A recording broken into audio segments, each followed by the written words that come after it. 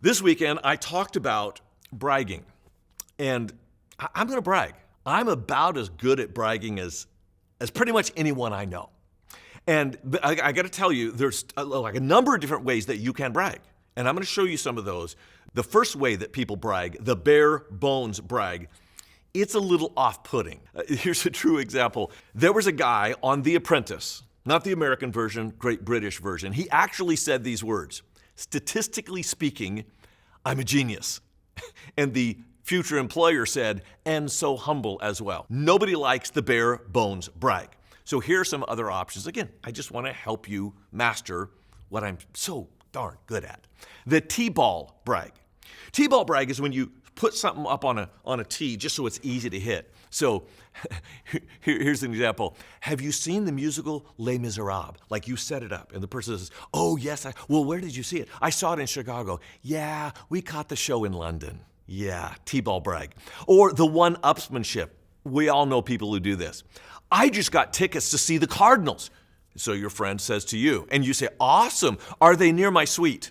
That's the one-upsmanship brag. Or the outright lie. I wouldn't suggest this one, but, oh yeah, well that reminds me when I walked on the moon. How about using the overshare?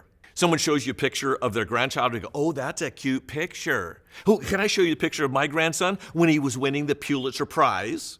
There's the humble brag.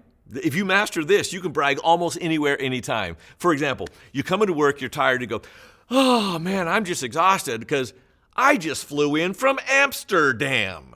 How about the online profile, where you create an online persona and your picture is, well, it's from 5 years ago and it's photoshopped onto the body of an NFL cheerleader.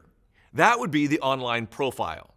Or you could try this one, the out of nowhere brag. Hey, guess what? My company just passed $250,000 in sales when no one asked. Another name for this is Facebook. Number 9 is the complaint brag. I didn't sleep a wink last night. The hotel beds here are murder compared to the Ritz. Or, here's the last one, the thank you brag. Thank you for coming to my party last night. It felt so good to have all my closest friends rally around my promotion. I couldn't have done it without you, but I really probably could have. Look, obviously I'm just being facetious. Not about being a good braggart. I actually am, and I'm ashamed of it. But I don't think I'm alone.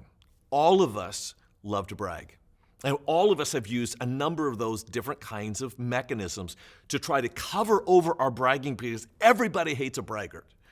But all of us want to brag, and I was stunned when I learned why. They did an experiment where they hooked up these electrodes to a person's brain, and they asked these people in the experiment to talk about themselves. You know what portion of the brain fired up when we talk about ourselves?